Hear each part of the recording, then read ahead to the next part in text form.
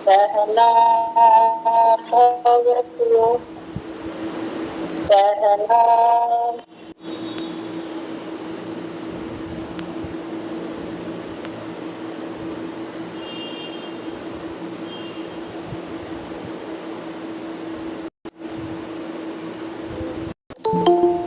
मा विद्विषावहे। ओम शांति शांति शांति। Now you're calm. Touch your eyes. Then open your eyes.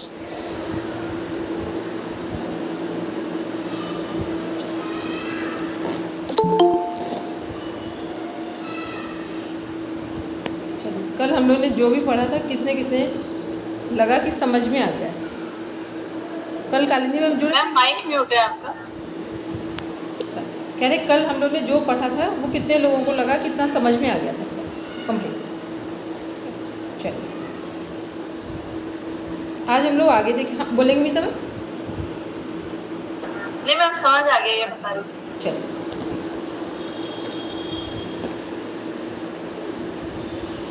आज हम लोग आगे देखेंगे। केवल एक अभी ब्रीफ इंट्रोडक्शन में ही चल रहे हैं हम लोग। कल हमने देखा था जो हमारी कोशिकाएं हैं सेल के बारे में कि शरीर की सबसे छोटी इकाई कोशिका से संपूर्ण शरीर के निर्माण के स्तर के बारे में पढ़ रहे थे। तो सबसे पहले सेल के बारे में देखा कि एक जैसा कार्य करने वाली फंक्शन करने वाली या एक जैसे शेप साइज़ वाली जो कोशिकाएं हैं वो किसको बनाएंगी? टिश्यू। ठीक। फिर एक जैसा फंक्शन करने वाली जो टिश्यू है वो किसको बनाएंगे? किसका निर्माण करेंगे? ऑर्गन का। और डिफरेंट जो ऑर्गन है अंग हैं वो एक साथ मिलकर एक तंत्र सिस्टम को तैयार करेंगे। और जो हमारे 11 सिस्टम हैं ये क्या करेंगे? ये सभी हमारी पूरी बॉडी का फॉर्मेशन करेंगे। इतना हम लोग ने कल देखा।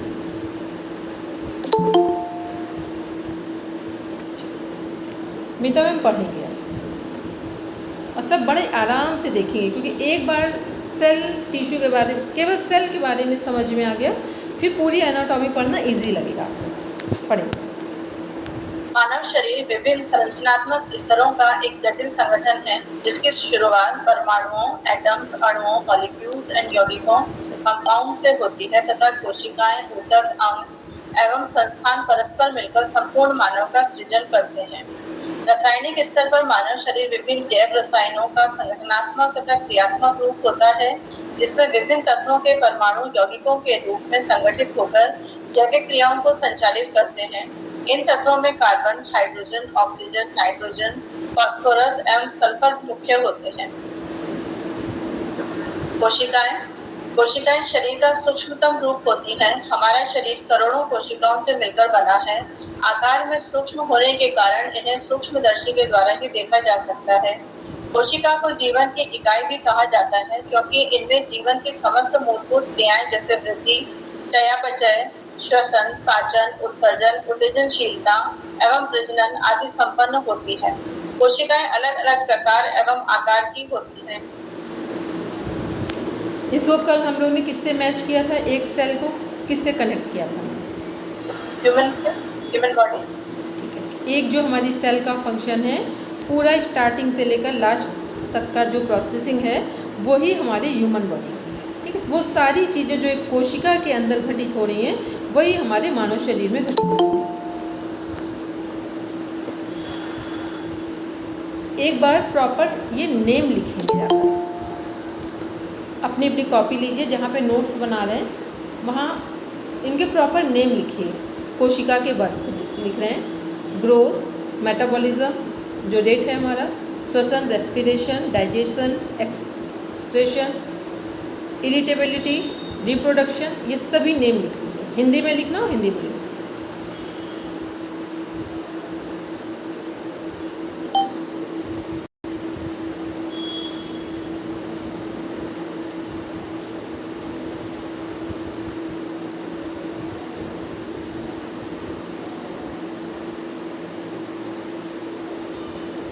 चलिए अब हम लोग आगे देखेंगे। सभी ने लिख लिया? चलिए अब हम लोग देखते हैं, एक सेल को देख रहे हैं कि सेल में कितनी चीज़ें कनेक्ट हैं। सबसे पहले ध्यान से बात को सुनेंगे और हैंड को रेस करेंगे केवल। एक जो हमारी सेल है, सपोज करके बस एक सर्कल में सेल दिखाई दे रही है। यदि आपका एक क्वेश्चन पुटअप किया जाता है, वो यूजीसी नेट तक का है, एमए, एमएससी, यूजीसी नेट और जो 4th लेवल का एग्ज़ाम देने जा रहे हैं उन सभी के लिए। 1 मिनट, कालिंदी मैम, एक अपर्णा मैम को मैसेज कर दीजिए कि इस लिंक पर ज्वाइन किया, तुरंत कर दीजिए अपर्णा मैम को, वो उसमें ट्राई कर रहे हैं।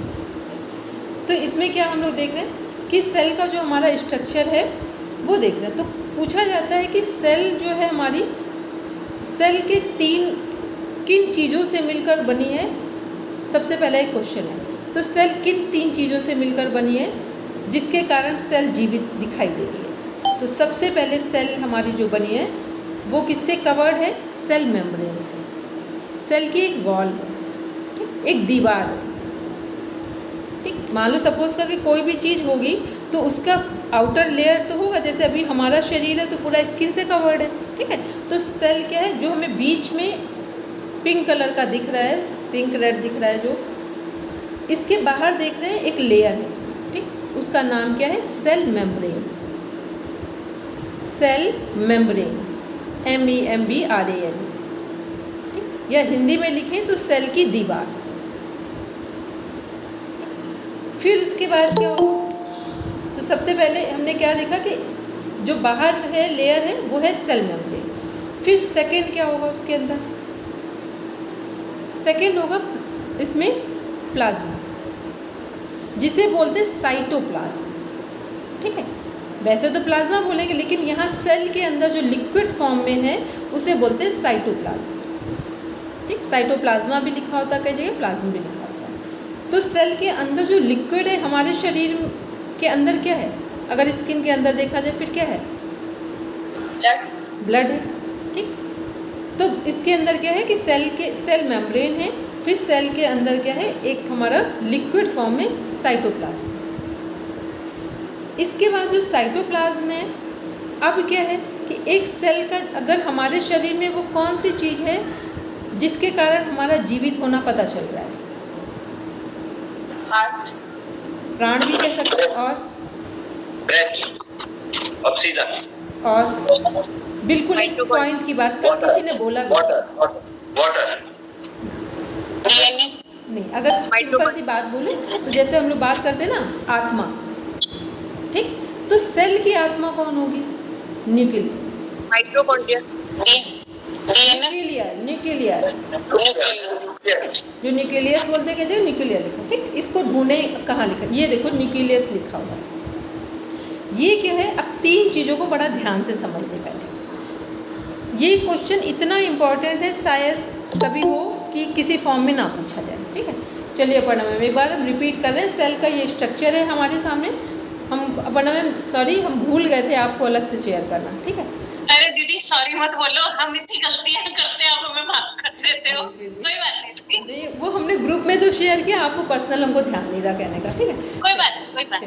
इसमें हम क्या देख रहे हैं? सेल का स्ट्रक्चर देख रहे हैं, सिंपल, कि सेल का एक क्वेश्चन पुटअप किया जाता है सिंपल सा, कि सेल किन चीज़ों से मिलकर बनती है, ठीक। तो सबसे पहले होता है 3 चीज़ें हैं जो हमारी सेल से रिलेटेड। एक सेल मेम्ब्रेन, जिसको सेल की दीवार बोलते हैं, ठीक है, इन हिंदी आराम से एकदम सरल शब्दों, क्योंकि यहाँ भाषा से कोई मतलब नहीं है, ज्ञान से मतलब है, ठीक है। भाषा तो बाद में भी समझ में आ जाएगी, कैसे कन्वर्ट करेंगे।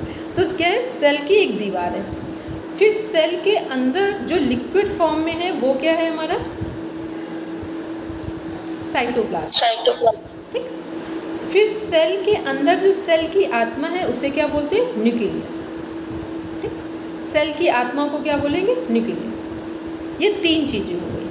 अब कौन कौन हमें, कितने लोग हैं वो हैंड रेस करें, और फिर हम जिनसे क्वेश्चन पुटअप करें वो बताएंगे आपको। ये जो हमने सेल का स्ट्रक्चर बताया है, 3 जो चीज़ें कनेक्ट की हैं सेल के बारे में, 3 बातें बताई हैं, इसको ह्यूमन बॉडी से कनेक्ट कीजिए, इसको ह्यूमन बॉडी से कनेक्ट कीजिए।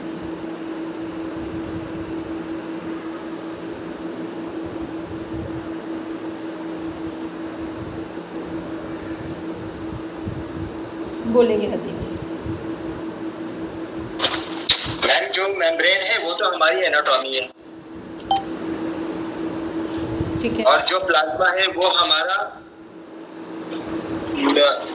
जो हमारी फिजियोलॉजी है, और न्यूक्लियस जो है वो पुरुष, मतलब वो नर्वस सिस्टम है हमारा।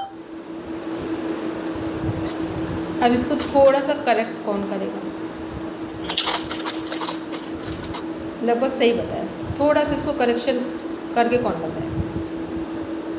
मैम जो न्यूक्लियस है वो हमारा ब्रेन है। हमने अभी पूछा ही नहीं वर्षा आपसे, अभी हम हैंड रेज करा रहे, सबका देख ले पहले किस कौन कौन समझ पाए इस बात को, ठीक है? सब लोग पहले ध्यान से समझ के देखो। अभी हमने क्या क्वेश्चन पुटअप किया है, जिनको जिनको समझ में आ गया वो ठीक है, जिनको नहीं आया फिर वो ध्यान से समझो। हमने कहा सेल की 3 चीज़ें सेल के बारे में हमने बताई। एक सेल मेम्ब्रेन है, सेल की दीवार हो गई। फिर सेल के अंदर जो लिक्विड फॉर्म में है वो साइटोप्लाज्म हो गया। फिर सेल की जो आत्मा है वो क्या होगी? हमारी न्यूक्लियस होगी, ठीक। अब हम लोग ह्यूमन बॉडी से अगर इसे कनेक्ट करें तो हमारी जो बाहर की बॉडी है वो किससे कवर है? स्किन से। इसके अंदर क्या है? हमारा ब्लड है, ठीक, ब्लड है इसमें। फिर हमारे शरीर में एक होता है प्राण तत्व जो हमारी ऊर्जा को, एनर्जी को दिखाता है, ठीक है। और एक प्रॉपर एक कनेक्टिविटी है जिसे हम बोलते हैं सोल। प्राण और सोल में थोड़ा सा अंतर है, लेकिन दोनों एक साथ कनेक्ट होते हैं। प्राण निकल गए हैं शरीर से तो भी शरीर छूट गया है, और आत्मा शरीर से निकल गई है तो भी शरीर छूट गया है, ठीक। प्राण एक ऊर्जा है कि ऊर्जा खत्म हो गई तो शरीर छूट गया। और सोल क्या है? सोल एक वो एनर्जी है, सोल एनर्जी नहीं कहेंगे, सोल कहेंगे जिसके कारण शरीर का जीवित होना दिखाई दे रहा था, ठीक। हम लोगों ने योग दर्शन में क्या पढ़ा था? दृश्य और दर्शन। दृश्य क्या है? जो कुछ दिखाई दे रहा है यूनिवर्स में वो सब दृश्य है। दर्शन क्या है? जिसके द्वारा देखा जा रहा है। तो किसके द्वारा देखा जा रहा है? हमारी आत्मा के द्वारा, ठीक। तो ऐसे ही, क्योंकि जहाँ आत्म तत्व होगा वहीं वृद्धि होगी, जहाँ आत्म तत्व नहीं होगा तो वहाँ वृद्धि नहीं होगी। तो न्यूक्लियस क्या है? जस्ट लाइक अ सोल है। अब कितने लोग हैं जिनको ये कनेक्टिविटी एक सेल की अपने बॉडी से कनेक्ट कर सकते हैं? वो हैंड रेज कर दे बंदा।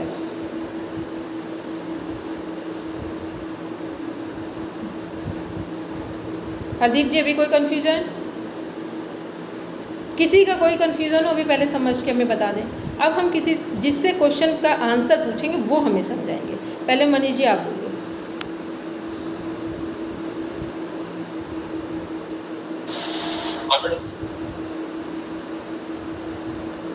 सेल और ह्यूमन बॉडी को कनेक्ट कीजिए। सेल मेम्ब्रेन तो स्किन है, और सेल मेम्ब्रेन के अंदर जो साइटोप्लाज्म है वो ब्लड की तरह है, और उसके अंदर जो न्यूक्लियस है वो सोल की तरह है। ठीक है, सलोनी बोलेंगे।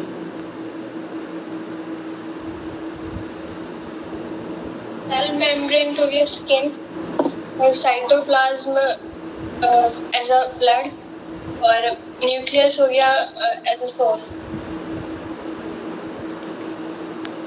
अब देखो सब भी अलर्ट बैठेंगे और मेरी बात भी सुनेंगे। एक बार यदि आपको सेल की एनाटॉमी फिजियोलॉजी समझ में आ गई तो सारे सिस्टम इतना इजी समझ में आएंगे कि हम एक साइड स्ट्रक्चर दिखाएंगे, एक साइड उसके फंक्शन दिखाएंगे, ठीक। केवल सेल की एनाटॉमी फिजियोलॉजी को हमें समझना है। अब हम अगर आपसे एक क्वेश्चन पूछ रहे हैं जिसको बी अलर्ट सुनेंगे और सही आंसर देंगे, ठीक है। जब हम बोलते हैं ब्लड, या हम बोलें कि आरबीसी, डब्ल्यूबीसी, प्लेटलेट्स और प्लाज्मा, मनीष जी इन सबको डिफाइन कीजिए अलग अलग एक एक लाइन में, इनका फंक्शन।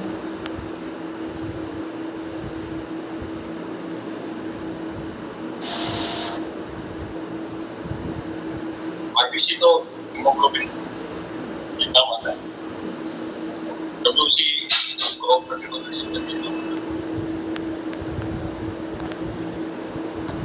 प्लेटलेट्स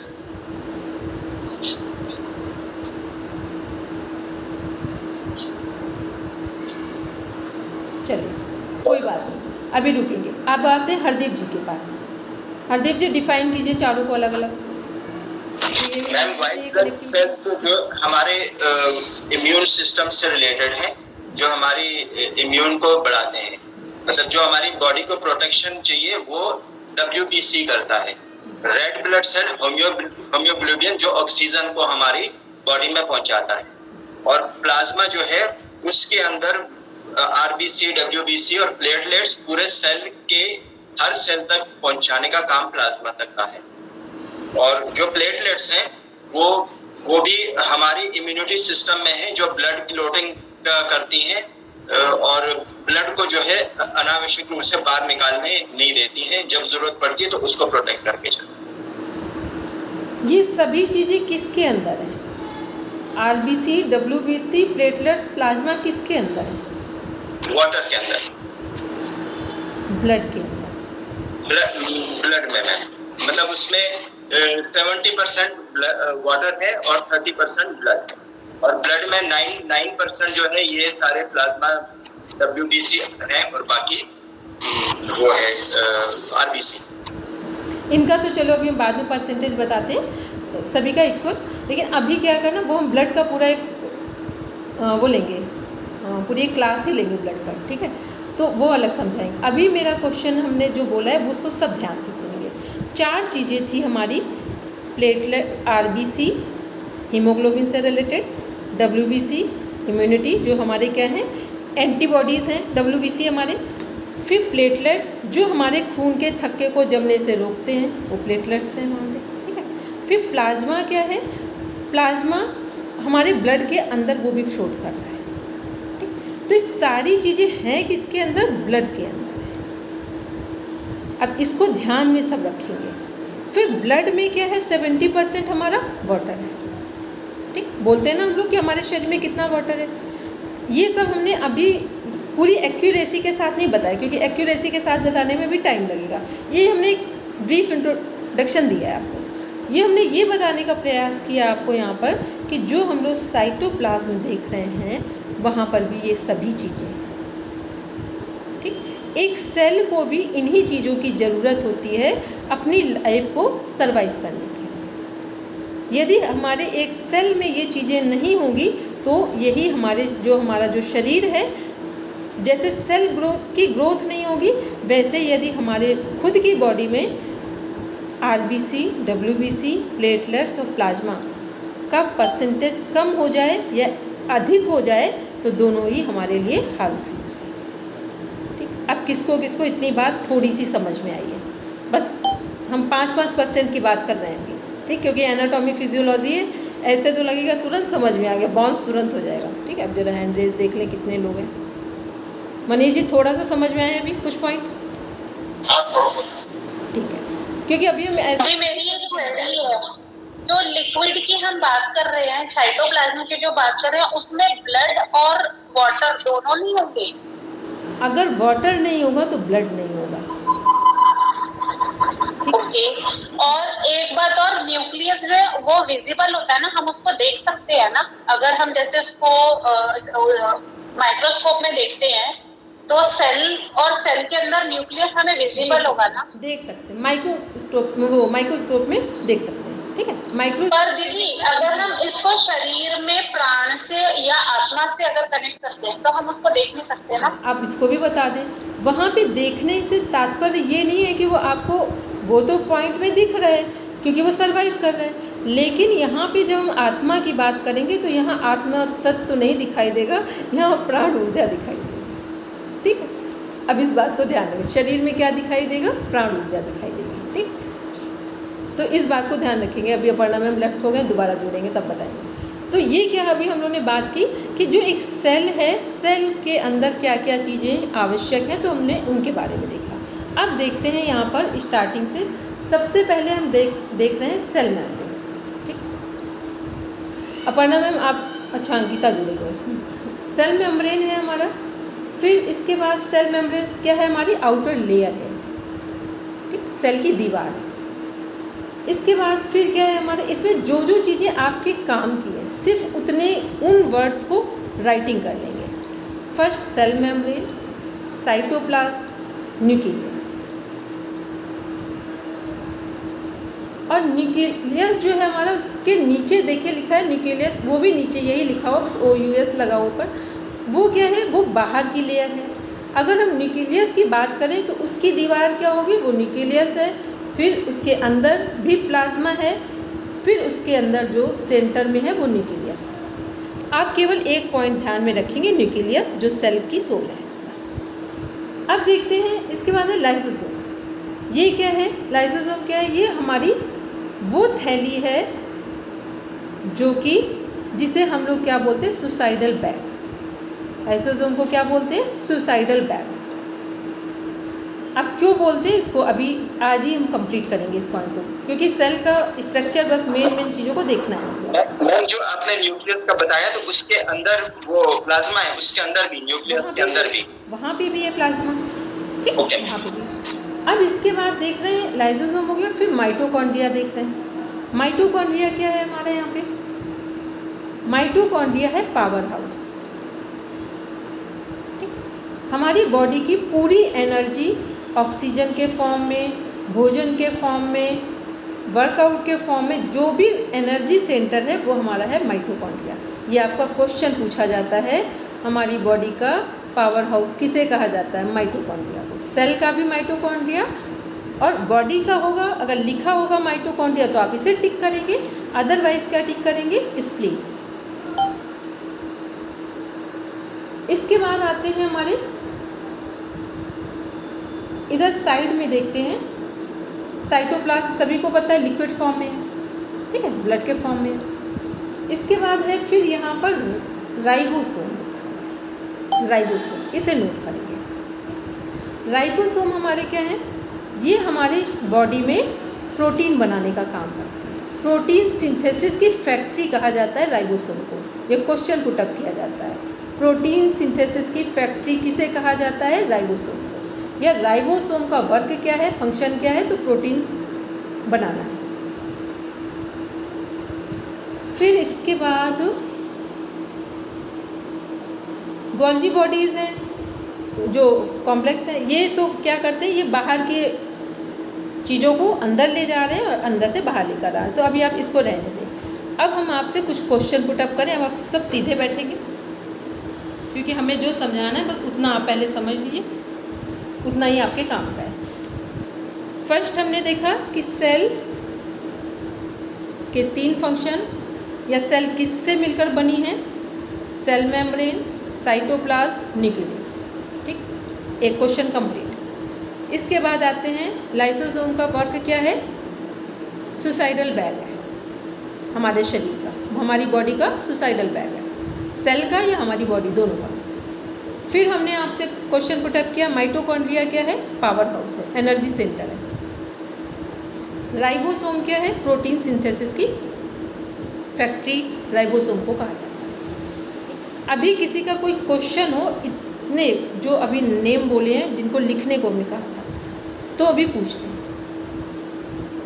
किसी का भी कोई ऐसा क्वेश्चन हो जो अभी हमने नेम बोले हैं, उन्होंने पूछ लिया। चलिए अब हम आपको कुछ चीज़ समझाते हैं। जो हमने लाइसोसोम की बात की है, ये सुसाइडल बैग कैसे है, कोई बता सकता है अभी यहाँ पे? जो बताएंगे वो एकदम एग्जैक्ट पता हो तो बताएंगे, अदरवाइज नहीं।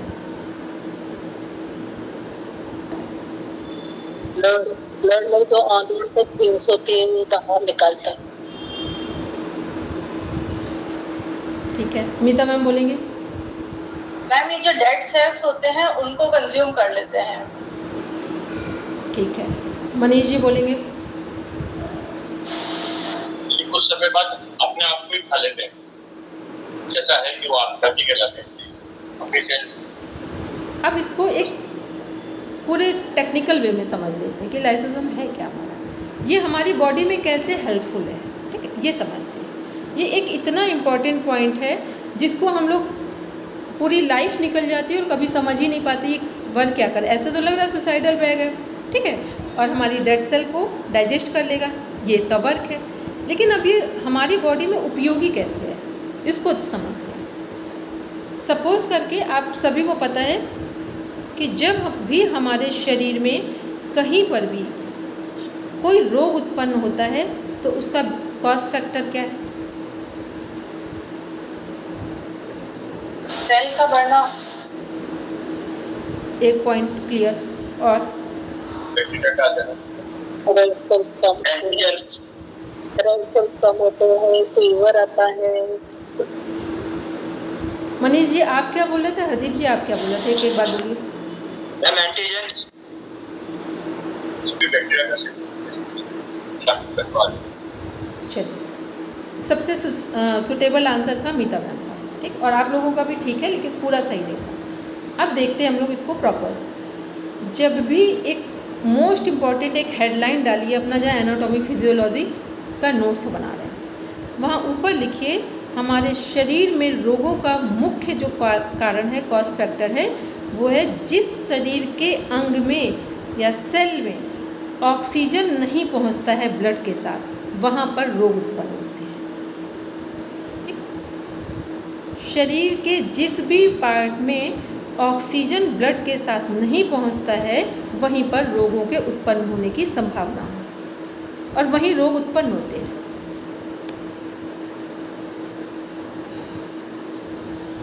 योग क्या सपोर्ट करता है? हर एक सेल तक ऑक्सीजन पहुंचाने का वेरी गुड, हर एक सेल तक ब्लड के साथ ऑक्सीजन को पहुंचा देता है। ये योग सपोर्ट करता है। अब दूसरा देखते हैं, क्योंकि हम लोग लाइसोसोम की बात कर रहे हैं कि ये कैसे हेल्पफुल है हमारे लिए। तो जब हमारे शरीर में अगर अननेसेसरी सेल अचानक से बढ़ने लगे, सभी को पता है कि हमारे शरीर में कैंसर की सेल होती है, अत्यंत आवश्यक है कैंसर की सेल का होना, और सभी के शरीर में कैंसर की सेल होती है। लेकिन ये कब हार्मफुल है? जब ये कैंसर की सेल कम समय में बहुत तेज़ी से इनका बढ़ना शुरू हो जाए। जब सेल अननेसेसरी बढ़ती हैं, बहुत कम समय में बहुत फास्ट ग्रो करना शुरू करती हैं, इनकी ग्रोथ हो जाती है, उत्पन्न होती है, तो इसे क्या बोलते हैं? फ्री रेडिकल्स का बढ़ना। इसी को बोलते हैं फ्री रेडिकल्स। ऑक्सीडेंट इसी का नाम है, बोलते हैं ना एंटीऑक्सीडेंट। तो ऑक्सीडेंट क्या है? ये फ्री रेडिकल्स हैं। फ्री रेडिकल्स को कैसे कम करें, ऑक्सीडेंट को कैसे हटाएं, उनके लिए एंटीऑक्सीडेंट यूज़ करते हैं हम लोग। फ्रूट्स में, ड्राई फ्रूट्स में, या अदर किसी भी फॉर्मेट में यूज़ करते हैं। तो ये क्या है? सेल का अननेसेसरी बढ़ना, कम समय में बहुत तेज़ी से उत्पन्न होना, उनका बढ़ना, ये फ्री रेडिकल्स एक प्रॉपर वर्ड है जो एनाटॉमी में यूज़ करते हैं। अब देखते हैं हम लोग कि जब ये बढ़ रही हैं, कहीं किसी भी पार्ट में सेल बहुत फास्ट ग्रो कर जाएं, तो इसे हम क्या बोलेंगे? फ्री रेडिकल्स बढ़ रहे हैं, ठीक है। और जब कहीं सेल बहुत फास्ट बढ़ रही हैं, बहुत तेज़ी से उत्पन्न हो रही हैं, डेवलप हो रही हैं, तो आप इसका कॉज फैक्टर क्या समझ रहे हैं?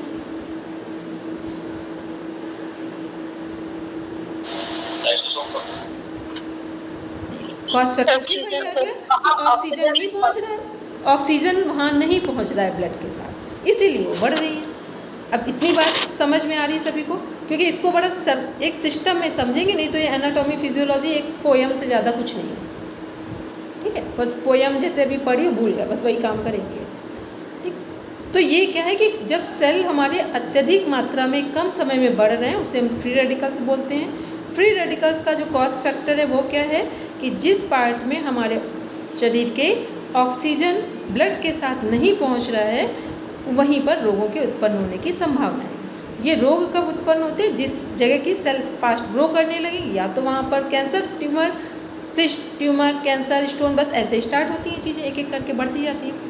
अब इसको दूसरे एंगल में देखते हैं कि कैसे हमारे जो लाइसोसोम है एक सेल के अंदर, वो कैसे सपोर्ट करता है हमारी बॉडी को। लेकिन वो सपोर्ट करेगा भी कब? जब हम अवेयर होंगे तब करेगा। तो इसके दो तरीके हैं।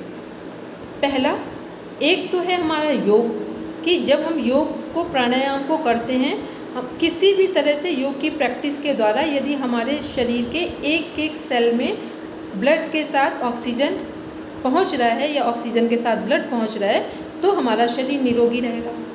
दूसरा तरीका ये है, सपोज करके किसी को स्टोन हो गया है, ठीक है। अब स्टोन को अगर आपको ठीक करना हो तो नेचुरल वे में कैसे ठीक करेंगे? अगर नेचुरोपैथी में ठीक करना चाहें तो स्टोन को कैसे ठीक करेंगे? Intermittent fasting. Very good. Naturopathy में क्या है, 12 आवर्स फास्टिंग। ठीक, 12 घंटे की जो हमारी फास्टिंग है वो क्या करती है, वो हमारी फास्ट इन चीज़ों को ठीक करने में सपोर्ट करती है।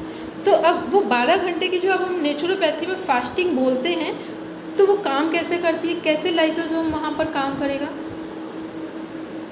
कितने लोग ये जानते हैं कि जब भी हमारा स्टोन, नहीं हमारा नहीं बोलेंगे, ठीक, सब वापस लो, क्योंकि शब्द जो बोलते हैं ना वो काम कर जाते हैं। किसी के बारे में बात करना है, भगवान करे हो किसी को भी ना, ठीक है।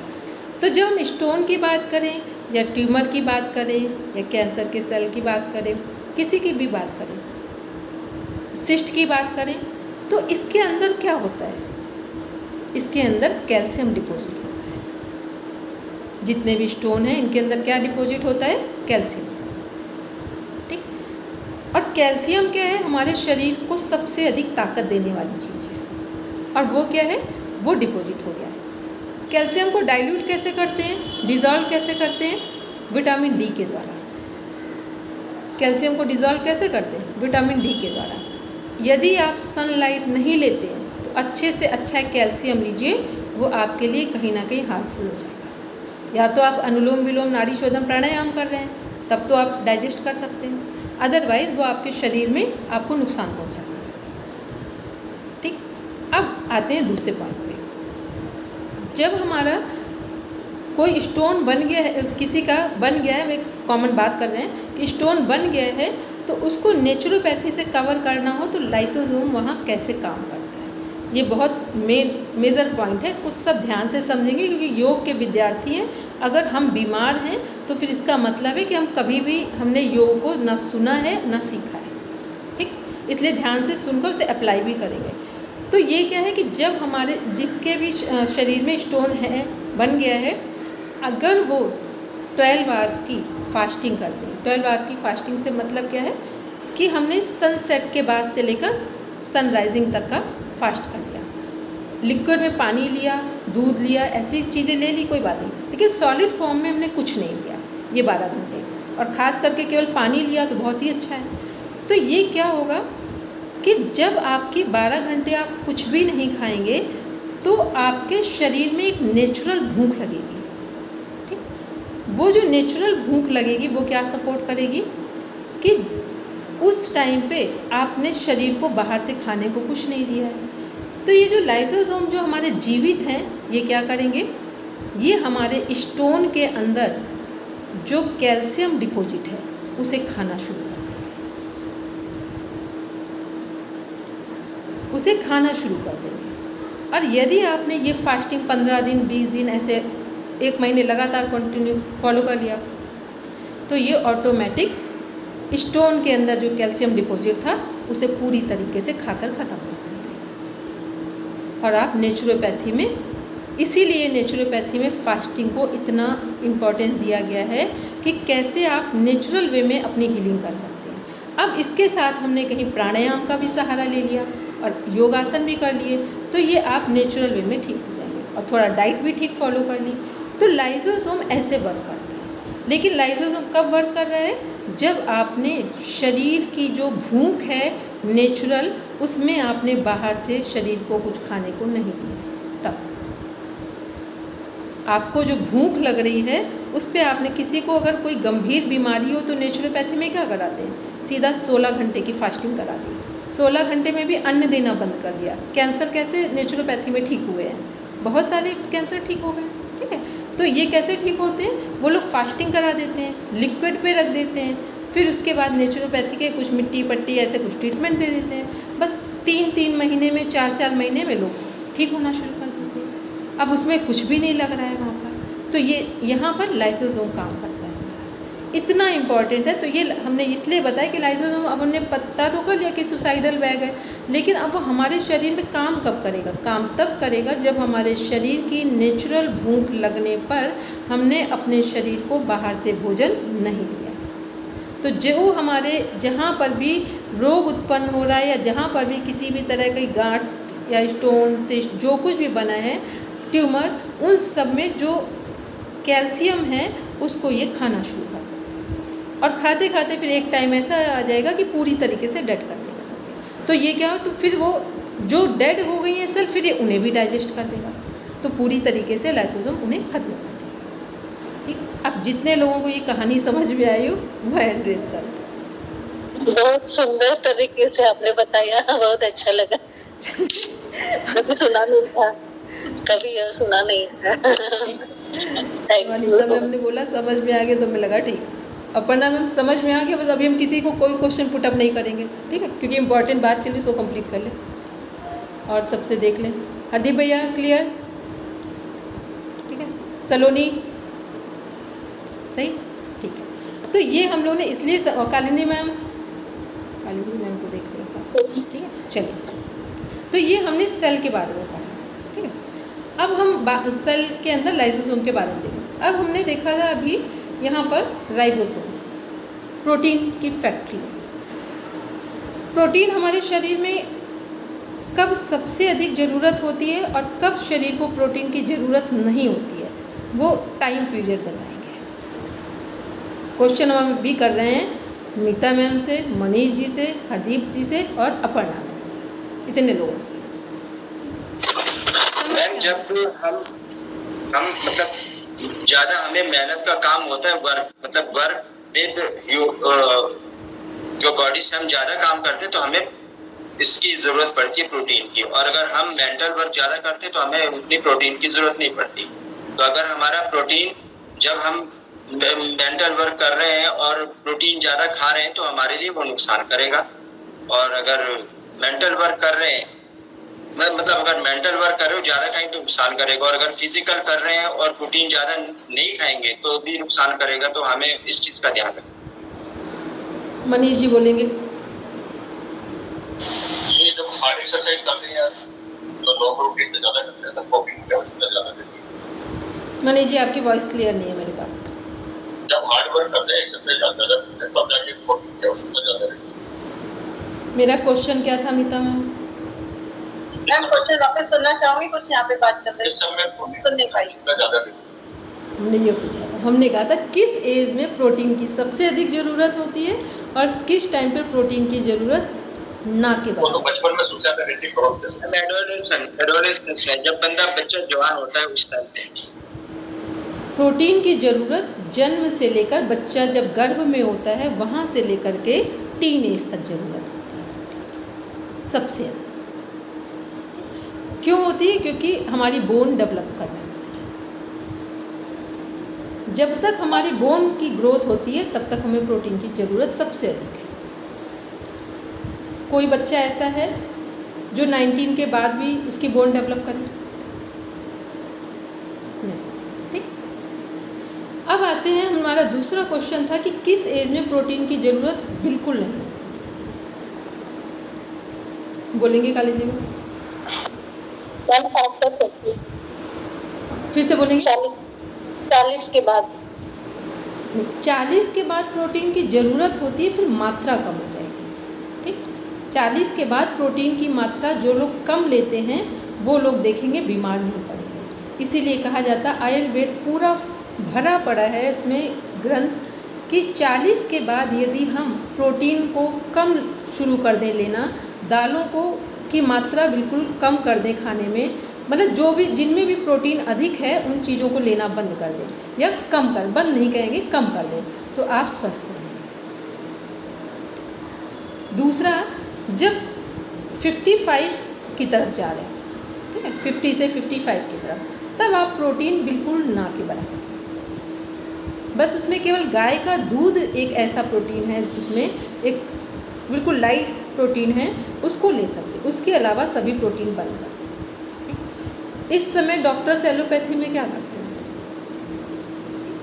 एक हमारे यहाँ पे कानपुर में डॉक्टर हैं, उनकी फैक्ट्री है मेडिसिन की, अरबों का व्यापार है उनका। एक बार उन्होंने हमको अपने यहाँ बुलाया, उनकी मदर है, वो लोग इस तरह का कि उनकी मदर के ऊपर 1 करोड़ रुपए भी लग जाए, बहुत समर्पित अपनी माँ के लिए, 1 करोड़ भी रुपए लग जाए तो उनको कोई दिक्कत है। उनका मैम आप एक बार बस, हम सब कुछ कर चुके हैं, एक बार देख लीजिए।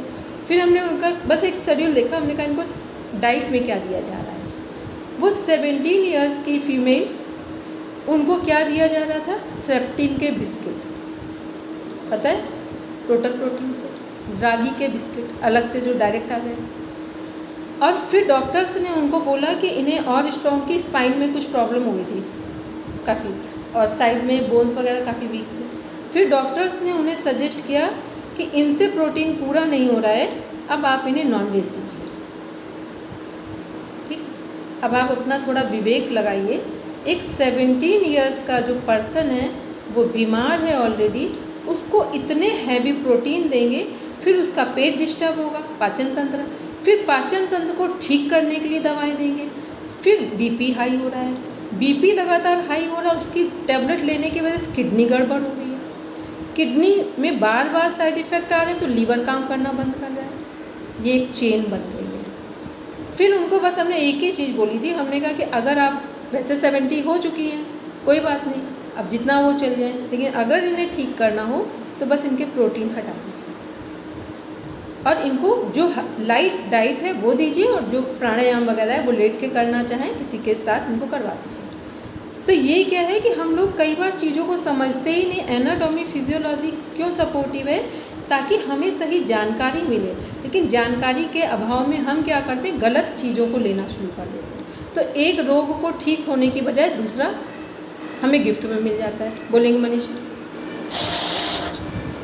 मैडम ये डाइजेशन पे बताते हैं लगभग 5 ग्राम पर वजन के हिसाब से लेना चाहिए पर केजी के हिसाब से। तो ये लगभग केजी वेट है तो मनीष और पास करिए, वॉइस क्लियर नहीं मेरे पास। लगभग बॉडी वेट के हिसाब से प्रोटीन लेने के लिए कहते हैं 5 ग्राम पर किलो के हिसाब से, प्लस 60 किलो वेट है तो 2 ग्राम पर डे के हिसाब से लेना चाहिए। नहीं, लेकिन जो बॉडी के वेट के अनुसार जो बोलते हैं, ऐसे तो खली को देख लेंगे तब तो वो बिना प्रोटीन के डेवलप ही नहीं करेगी उनकी बॉडी। ठीक है, हाँ मान लिया, लेकिन क्या होता है, लेकिन इतना जो है ना, अब ये तो मतलब थोड़ा सा चेंज हो गया। मतलब अभी तो आपने बोला ना कि जैसे अभी आपको फिजिकल एक्सरसाइज करते हैं आपको प्रोटीन ज्यादा लेना पड़ेगा, लेकिन आपने बताया कि 40 एज के बाद में थोड़ा सा कम कर देना चाहिए।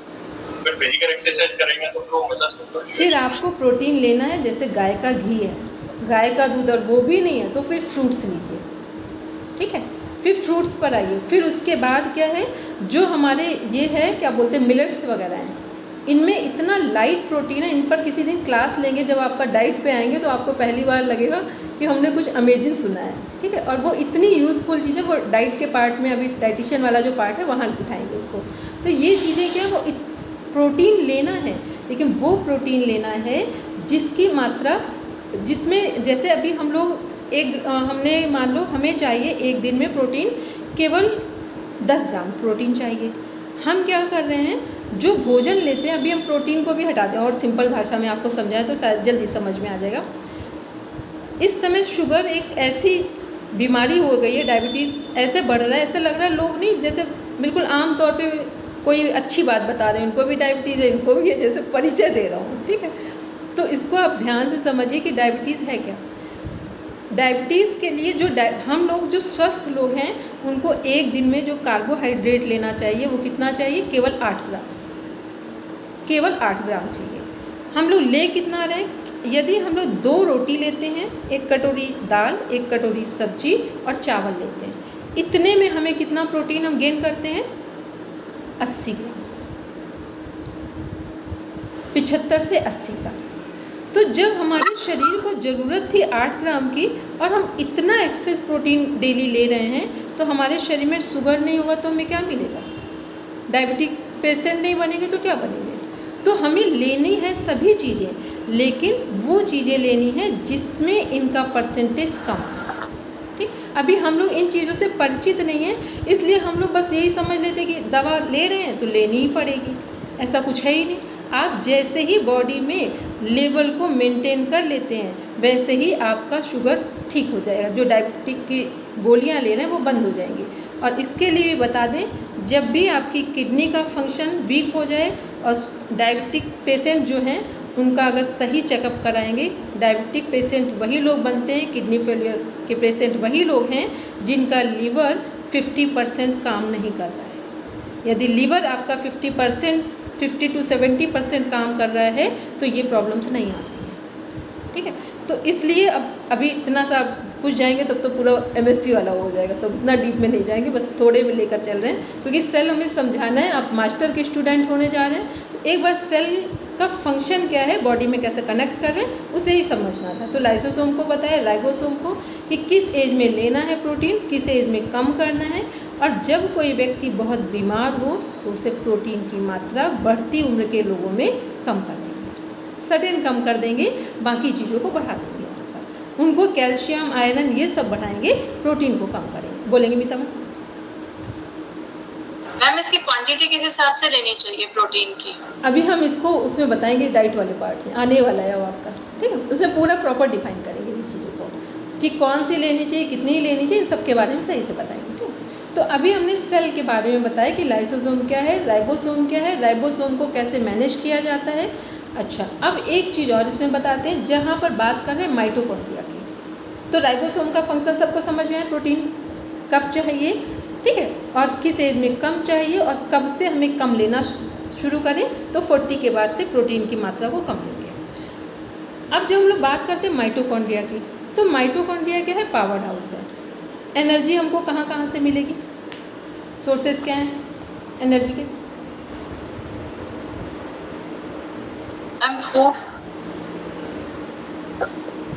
भोजन बोलेंगे पढ़ना में? फैट से मिलेगी और कार्बोहाइड्रेट से भी मिलेगी। अब एनर्जी के बारे में पहले समझा दें क्योंकि अभी आप लोग दूसरी जगह पहुंच गए, ठीक है। कितने लोगों को ऐसा लगता है कि जो लोग अच्छा भोजन लेते हैं वही स्वस्थ रह सकते, और जो लोग सिंपल भोजन लेते हैं वो स्वस्थ नहीं रह सकते। अब हम जो क्वेश्चन पुटअप करेंगे उसमें हैंड रेस करेंगे।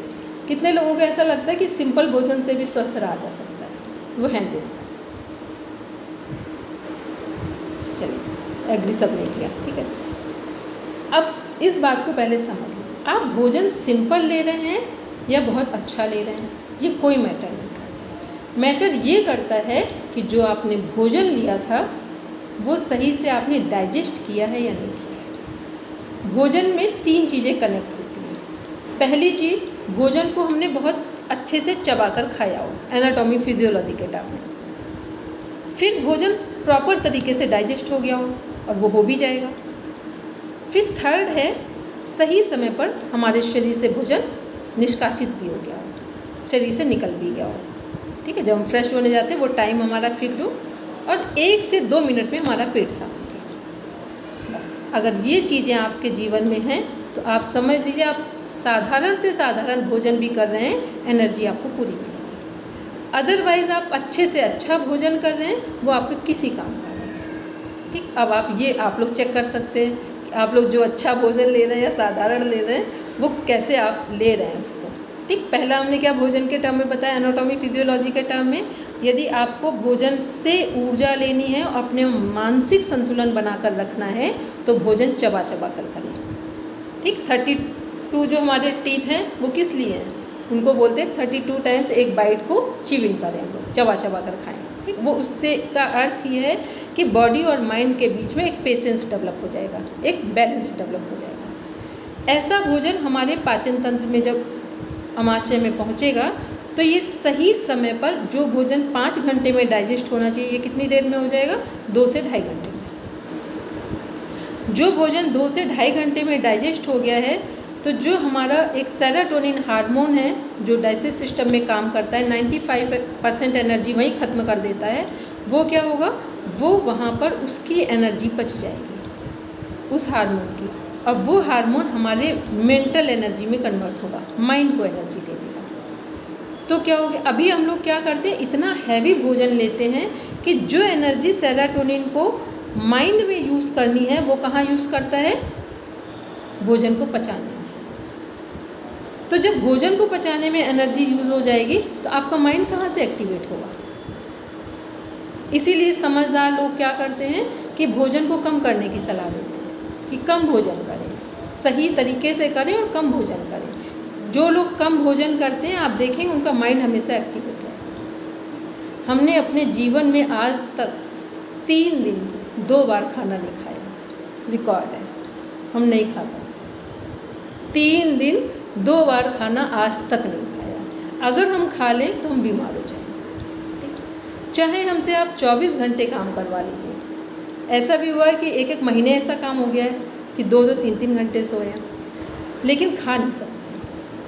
ठीक, ये हमारे घर में एक परंपरा है। कभी आप लोग को आने का मौका मिला तो आप देखेंगे, हम लोगों की एक परंपरा है कि खाना पेट भर के नहीं खाना, ठीक, और खाने को अवॉइड करना। हमारे जो पापा डिफेंस में थे वो एक चीज़ सिखाते थे, अगर जीवन में कुछ मनुष्य जीवन जीना है तो भोजन को बस जीने के लिए यूज़ करना, ठीक, उससे ज़्यादा यूज़ नहीं करना। तो इससे क्या होता है कि आपका माइंड हमेशा एक्टिवेट होता है। तो ये इसलिए नहीं कहना कि ये कोई बड़ी अच्छी बात है, लेकिन रियलिटी तो है, रियलिटी है। और जो लोग आप देखते हैं, जो वर्ग बहुत अधिक भोजन करता है, जो लोग बहुत श्रम करते हैं, फिजिकल श्रम करते हैं, उनको आप देखना भोजन अधिक लेते हैं। फिर आप देखना कि वो पूरे जीवन फिजिकल श्रम करते ही उनका जीवन गुजरता है। 90% लोगों की बात है। तो ये क्या है, क्योंकि उनकी जितनी भी एनर्जी है, पहले वो थक जाते हैं, फिर हैवी भोजन ले लेते हैं, फिर जो एनर्जी माइंड में काम करती है वो कहाँ काम करती है, पेट में। जो सेरोटोनिन हार्मोन 95% ब्रेन को एनर्जी देने वाला था, वो कहाँ काम कर रहा है, गट में काम कर रहा है। तो इसलिए गट टू ब्रेन कनेक्शन है कि यदि आप इसको एक बार इस कॉन्सेप्ट को समझ लेते हैं सेल के अकॉर्डिंग, तो फिर आप देखेंगे आप जहाँ हैं, आपके पास 10 रुपये हैं कि 10 लाख हैं कि 10 करोड़ हैं, जीवन आपका सुखमय होगा। ठीक, क्योंकि रुपए से किसी का सुखमय जीवन नहीं बनता है। एक बैलेंस होता है, एक समझदारी होती है, जिससे जीवन सुखमय बनता है। तो ये हमने आपको बताया कि माइटोकॉन्ड्रिया में क्या क्या चीज़ें कनेक्ट हो रही थी। तो वहाँ भोजन की एनर्जी कनेक्ट हो रही थी, लेकिन वो कौन सा भोजन की एनर्जी कनेक्ट होगी, जिसको हमने चबा कर खाया, कम समय में वो डाइजेस्ट हो गया और सही समय में हमारे शरीर से बाहर निकल गया। ठीक, वो एनर्जी। फिर पानी की बात की हमने। पानी कौन सा है, अभी हम लोग सुनते हैं ना, बहुत औरों का पानी पी रहे हैं। आपको लगता है औरों में क्या ऐसा रखा है, बहुत सारे अच्छे कंटेंट हैं भी नहीं वहाँ पर, रिच कंटेंट नहीं है औरों में। ठीक, वो तो हम लोग ने इतना अपना माइंड यहाँ पर फीड कर रखा है सब कुछ कि जैसे लग रहा है जो बाहर से ले रहा है सब वो अच्छा ही है। ठीक, अगर आपको पानी अच्छा चाहिए तो कैसे भी आपके पास कोई सोर्स ना हो, जैसा भी पानी आ रहा हो उसको अच्छे से बॉयल कीजिए, गर्म कीजिए, ठंडा कीजिए, छानिए और एक घड़े के अंदर भर के रखिए और उस घड़े में एक कॉपर का टुकड़ा डाल दीजिए 12 घंटे के लिए, उसको सुबह निकाल के हटा दीजिए। अब उस पानी को पीजिए, आपकी हेल्थ इतनी अच्छी हो जाएगी कि आपके घर में लोग बीमार पड़ना बंद हो जाएंगे, जो बीमार हो रहे हैं वो बंद हो जाएंगे, क्योंकि वो कॉपर क्या कर रहा है, पूरी तरीके से 100% उसमें वो कंटेंट दे रहा है, रिच कंटेंट, जिससे पानी हमारे शरीर में कम पानी भी पूरी तरीके से काम कर रहा है, या जितना पानी हमको ज़रूरत है वो सही तरीके से उसमें हमें सारे तत्व, पोषक तत्व मिल रहे हैं। ये है पानी के संबंध में।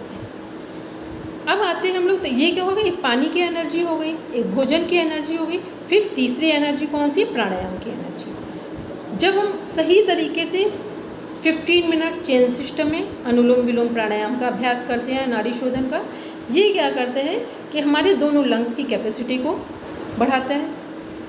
दूसरा, जो ऑक्सीजन का लेवल है, किसी भी व्यक्ति का अगर हीमोग्लोबिन 8 पॉइंट पे भी आ गया हो, 7 और 8 पॉइंट की बात कर रहे हैं, यदि आपने ऑनेस्टी के साथ सनराइज़ के समय 15 to 20 मिनट्स अनुलोम विलोम प्राणायाम या नाड़ी शोधन प्राणायाम चेन सिस्टम के साथ किया, तो आपका हीमोग्लोबिन, अगर फीमेल है तो आइडियल हीमोग्लोबिन 12 to 14 आ जाएगा और मेल का 14 to 16 आ जाएगा। ठीक, मेल का हीमोग्लोबिन आइडियल है 14 to 16 और फीमेल का है 12 to 14। ठीक, केवल आपको अनुलोम विलोम प्राणायाम करने से मेंटेन कर सकते हैं। तो ये 3 तरह की जो एनर्जीज थी, ये हमारी क्या कर रही, पूरा एनर्जाइज कर रही हैं हमारे माइटोकॉन्ड्रिया। तो माइटोकॉन्ड्रिया की इम्पोर्टेंस समझ में आई, फंक्शन क्या है, हमारे बॉडी में काम कैसे कर रहा है, कैसे हम इसको यूटिलाइज कर सकते हैं। फिर यही हमारे जब अपनी फिजिकल बॉडी में आते हैं, तो जो हमारा इम्यून सिस्टम है, लिम्फेटिक सिस्टम है, यहाँ पर जो हमारा एक स्प्लीन ऑर्गन है, ठीक, अंग है, उसको चेक किया जाता है। स्प्लीन की एनर्जी से हमारी एनर्जी को चेकआउट कर लिया जाता है कि हमारे शरीर की एनर्जी कितनी है। तो जैसे हमारा माइटोकॉन्ड्रिया है वैसे ही स्प्लीन यहाँ काम कर रहा है। तो अब हमने जितना हमें बताना था वो हमने समझा दिया। हो सकता है बॉन्स भी हो गया हो, लेकिन हमने जितना सरल हो सकता था कहानी जैसी सुनाई है हमने। मैम इतने साइंस कभी समझ में आई नहीं जितनी अब आई है। तो ठीक है, तो इसलिए सलोनी आया समझ में? ठीक है, चलो तो अगर सबको आ गया है तो हम समझेंगे बहुत अच्छा काम हो गया। ठीक, हेमंत जी, हेमंत भैया की बात नहीं करें, ये हरदीप भैया, मनीष जी, अंजू, वर्षा, इधर सबको समझ में आया? ठीक, आज की जो रिकॉर्डिंग है इसको कम से कम 3 बार सुनिए, ये बहुत इम्पोर्टेंट है। ठीक, 3 बार जब अपना काम करेंगे तब सुनेंगे। क्या बोल रहे हैं? हेलो आदरणीय, यही कहना चाह रही थी, रिकॉर्डिंग मिल जाती नहीं क्योंकि मैंने अच्छे से नहीं समझ पाया, तो मैं एक बार और सुनूंगी इसे। वैसे हमने रिकॉर्डिंग की तो है, अब देखते हैं आती है कि नहीं आती है। ठीक है ठीक है, चलिए, तो ये हम लोग ने आज पूरा पढ़ा। अब कल हम लोग बस टिश्यू को स्टार्ट करेंगे और टिश्यू के बारे में देखेंगे कि जो हमारे 4 टाइप्स ऑफ टिश्यूज़ हैं वो कैसे ऑर्गन को बना रहे हैं, तैयार कर रहे हैं, और फिर उसके बाद सिस्टम आगे देखेंगे। तो आज आपका एक होमवर्क है, जो हमने कल पढ़ा था, जो हमने आज पढ़ा है, इसको सारी चीज़ें सुनकर अपने वर्ड्स में कनेक्ट करेंगे, अपने वर्ड्स में कनेक्ट करेंगे। अब किसी का कोई क्वेश्चन बोलेंगे? सीमा मैम। नमस्ते दीदी। सीमा मैम, मैं ये कहना मैं अभी आई थी बाहर से, मैंने ज्वाइन कर ली। मेरा क्वेश्चन ये था कि कल जैसे अपन एनाटॉमी और फिजियोलॉजी की बात कर रहे थे, तो एनाटॉमी से पहले एक ब्रांच और मॉर्फोलॉजी आती है ना, उसमें बाहरी संरचना का अध्ययन करते हैं, फिर अंदर की TS, LS वो एनाटॉमी हुई, और फिजियोलॉजी जो अपन क्रिया विज्ञान जो आप ये सब बता रहे हो, ये 3 ब्रांच है मेन। तो ये सही है ना? कि क्या बोलते हैं सीमा मैम, अभी जो आपका ये जो सिलेबस, इसमें मॉर्फोलॉजी की उतनी आवश्यकता नहीं थी। नहीं, मैं अपना थोड़ा डाउट हुआ तो मैंने एक बार आपसे कंफर्म कर कोई डाउट नहीं, वो आपका एकदम क्लियर पॉइंट है जो मॉर्फोलॉजी है। लेकिन यहाँ क्या था कि जो हम लोग अभी पढ़ रहे हैं, ये मॉर्फोलॉजी की तब जरूरत पड़ती है जब हम लोग इसको लैब का पार्ट बनाएंगे तब। ठीक, अभी इसकी मॉर्फोलॉजी की यहाँ जरूरत नहीं थी कहीं पर भी। अभी अपन एनाटॉमी पढ़ रहे हैं, तो यहाँ पर मतलब TS, LS पढ़ेंगे। और अगर आपको अलग से पढ़ना तो सीमा में आपका रिवीजन करवा देंगे। नहीं, इतना ही पढ़ ले हम, बहुत है और इतना सारा कोर्स है दीदी, वही नहीं पढ़ा जाता है अभी। ठीक है, चलिए, तो इसके बारे में कल सारे लोग एक प्रॉपर एक नोट्स बना लेंगे, फिर हम लोग टिश्यूज़ को पढ़ेंगे और ग्लैंड्स को कल देखेंगे। इसके बाद आपके 2 सिस्टम उठाएंगे और मुश्किल से 10 दिन के अंदर ही क्लास कंप्लीट होगी ये वाली। ठीक है, चलिए, किसी का कोई क्वेश्चन हो तो बस 30 सेकंड में हम लेंगे। अच्छा, एक चीज हाँ बोलेंगे मैम, ये मेम्ब्रेन और साइक्लोप्लाज्मा को हम अन्नमय कोश और प्राणमय कोश से भी कनेक्ट कर सकते हैं, मनोमय कोश? देखो, केवल अन्नमय कोश से कनेक्ट करना, मनोमय कोश से कनेक्ट नहीं करना। ठीक, प्राण में भी नहीं होगा क्या? क्योंकि उसमें भी तो अभी हमने वहाँ एक बात नहीं बोली है। जब हमने माइटोकॉन्ड्रिया की बात की है तो वहाँ पर अभी हमने कुछ चीज़ें कनेक्ट नहीं की, तो इसे केवल सेल की जब ग्रोथ पे बात करेंगे तो वहाँ पर केवल अन्नमय कोश होंगे। ठीक है, अभी केवल अन्नमय। जब हम इसके फंक्शन को और आगे ले जाएंगे, किसी में कन्वर्ट करेंगे जाकर, तब आप इसे प्राणमय में कनेक्ट करेंगे। ठीक है, इसलिए अभी नहीं इसमें कनेक्ट करेंगे। अब सब बैठेंगे शांति पाठ के लिए, नोट सभी शेयर कर देंगे, और जहाँ कहीं लगे कि हमें समझ नहीं आया तो एक बार इस ऑडियो को सुन लेंगे। ठीक, चलिए, जो रिकॉर्डिंग है क्या बोलते हैं, किसने आज प्रेयर करवाई थी? शांति पाठ करवाएंगे कालिंदी मैम।